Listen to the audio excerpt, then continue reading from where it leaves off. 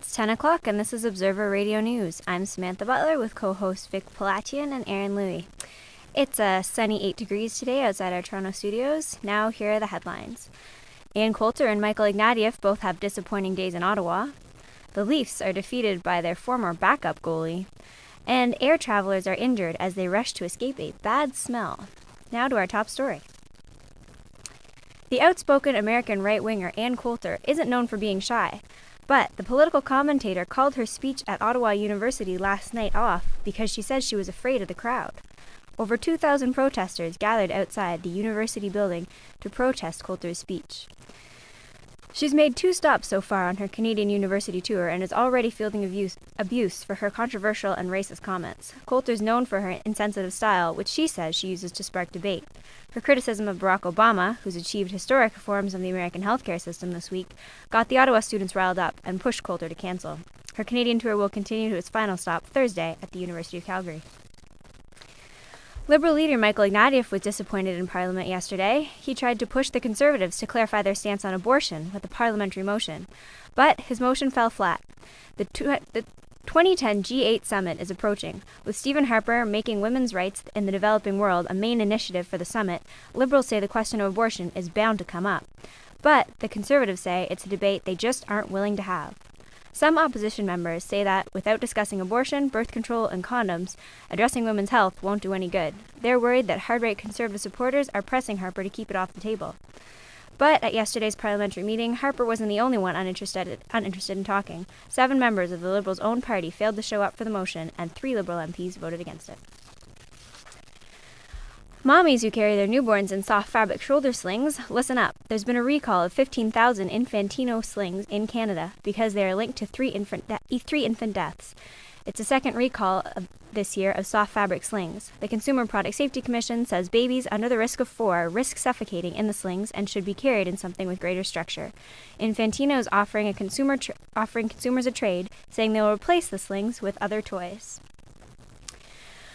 Aspiring young journalists hear stories about the decline of journalism and the rise of citizen journalists on almost a daily basis. 24-year-old John Semley is a boy wonder who has worked as a freelance journalist for popular Canadian publicists like The Torontoist and The Walrus.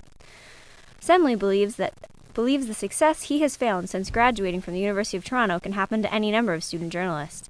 He says he's trying to find his own voice, but believes he can pinpoint some key attributes a journalist should attain.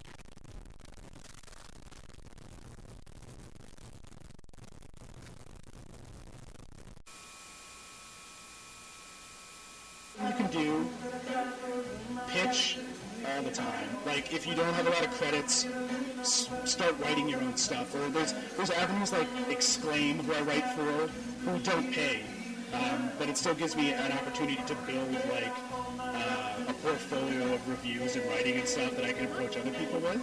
From there, it snowballs. Not necessarily exponentially, but every other credit you get, that's one more thing that when you. Semley offers up anecdotes and tips ranging from doing thorough research right down to how to approach an interview. 3 TTC workers have been taken to hospital after a late-night crash. A maintenance truck collided with a streetcar on Gerrard Street, west of Broadview.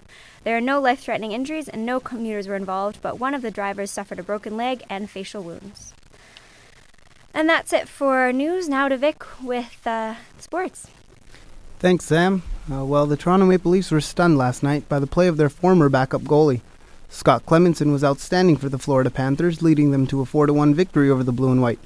He was on track to shut out the Buds, if not for a late third-period goal by Frederick Sjöström. He made 42 saves for the Panthers, who now sit 7 points behind the 8th-place Bruins. Another former Leaf, Brian McCabe, pitched in with an assist on the second goal, which seemed to sink Toronto early in the third period. The loss snaps the Leafs' 3-game winning streak, just as they looked ready to jump out of the Eastern Conference basement. They look to get back on track tomorrow against the Thrashers, a team fighting for their playoff lives. Toronto's other team, the Raptors, will be in action tonight, taking on the Utah Jazz at the Air Canada Centre. The Raps are on a 2-game winning streak after beating the New Jersey Nets and the Minnesota Timberwolves in recent games. However, both of those teams remain in the bottom of the NBA standings. Utah will be a huge step up in competition as they are the 4th-place team in the powerful Western Conference. In comparison, the Jazz have 46 wins this season. New Jersey and Minnesota have a combined 21. Tip-off tonight at 7:07 on TSN2. Now from pro basketball to the amateurs. The Eastern Commerce Saints High School Senior Boys Basketball team is off to the provincial championship for the third straight year. The final game of the city championships took place in the Kerr Center at Ryerson University last week. As the Observer's Dan Heyman reports, it was a hard-fought battle until the bitter end. The Eastern Commerce Saints defeated their arch-rival Oakwood Valley 64-61 through a battle that wasn't decided until the final minutes of regulation time. After heading into the half with a commanding 11-point lead, the Saints allowed the Barons to battle back and reduce the lead to 6 points at the end of the third quarter. But head coach Kevin Jeffers knew his boys had it in them. They gave it everything, right? We knew coming in, our key word was focus, and they gave it to us. We had to take care of business, and that's what it was. Cam Robertson is one of only 2 returning seniors on this year's squad. He led all players in scoring with 14 points, but felt like he had some big shoes to fill. Yeah, it was a good game, Finals last year, we won it, but this year, we had to step it up. We lost to Oakwood in the season, and we beat them in the South region. So it was kind of like a rubber match between the two, so it feels good. The next step is the provincial championship. With only 2 returning players from last year's squad, Coach Jeffers knows it's going to be a challenge, but he has confidence in his team. It's amazing for us to get there again, and we know what it's about. We've been there, so we have that experience aspect. Our team is very young, and the routine has to be crucial because that's what's going to count. The provincial championships begin March 8th in Oshawa. Dan Heyman, Observer Radio News Online, Toronto. Thanks, Dan. UFC officials were in Toronto's Eaton Centre yesterday to promote the sport that is currently banned in Ontario. President Dana White fielded questions from about 300 fans who proved they would also like to see Premier Dalton McGuinty change his mind. According to the Star, McGuinty failed to comment on the violence of the sport, but did say it was just not important enough to focus on right now. He told the Star, quote, "If I was to knock on 1,000 Ontario families' doors and ask them for their top 3 concerns, I'd be surprised if anybody said, 'We've got to start this new mixed martial arts in Ontario,'" end quote. UFC 111 hits Montreal this Saturday. And on to the Curling World Championships. The 2010 Ford World Championships continued yesterday with Team Canada taking on the United States. Canadian skip Jennifer Jones and her team moved to a very impressive 7-0 after beating the Americans 6-4. Canada will now move on to face Japan and Germany before squaring off against Russia and the second-place Scottish rink tomorrow. The United States now drops to third place with a 5-2 record. Jones won the tournament back in 2008 and looks to rebound after a disappointing start to the year that left her on the outside of the Olympics looking in.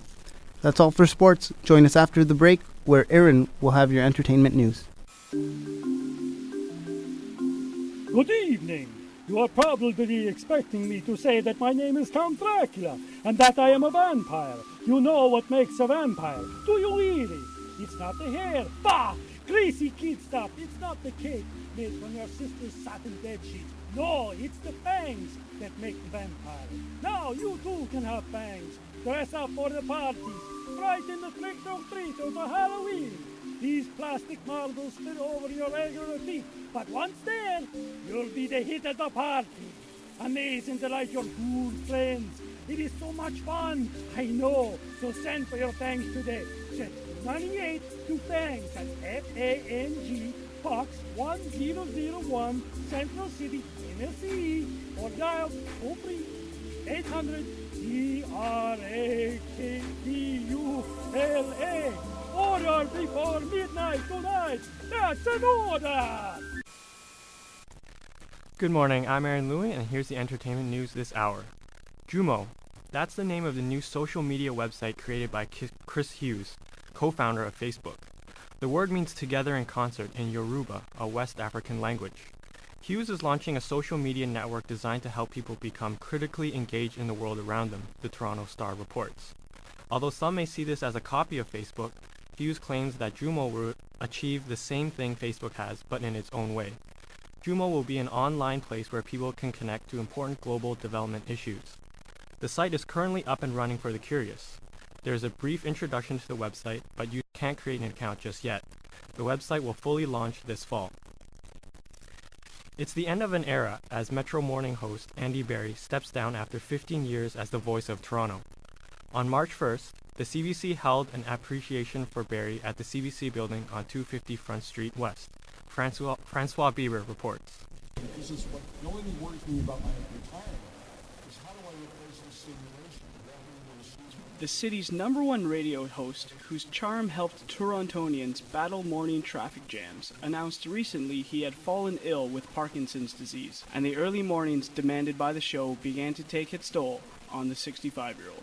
Well, one of the things that, I didn't even realize until I looked back at some records last week is when I started this job 15 years ago, I went on the air at 6:15 in the morning. So I got here a half an hour later than I do now. And that really, going from 6:15 to 5:30 is a pretty big shift at that hour in the morning. It turns to when you have to wake up. So originally I woke up at 4:45, and I'm 65 and I have Parkinson's. So I think it began to feel like a bit of a burden. With Barry stepping down, CBC's Matt Galloway, already known citywide as the voice of Here and Now, takes over the morning shift. As a city dweller, upon hearing he would be the show's new host, Galloway looks to bring his own experiences to the show, and he's excited to talk about the city he loves. Oh, I was thrilled. I was ecstatic. If you work in Toronto on the radio, this is the job that you want. And you can go and work nationally, you can do a show that's heard across the country, but I live in the city, and I want to talk about what I see when I ride my bike to work, or when I take my kids out to play baseball, or when I am on my way to the subway. And you can only really do that on a local show. Francois Beaver, Observer Radio News, Toronto, Ontario. Thanks, Francois.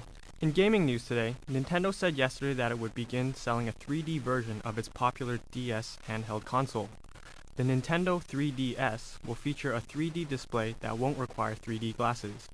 The device will also be very similar to early DS models and will feature the same software, 680 News reports. Although the Wii console is losing market share, demand for the DS has remained consistent for the past 5 years. And that's all for entertainment. Back to you, Sam. Thanks, Aaron, and thank you, Vic. That's all for us today at Observer Radio News. You can catch live streaming updates at our website, ondemand.centennialcollege.ca. The time's 10:14 Toronto. Have a great day.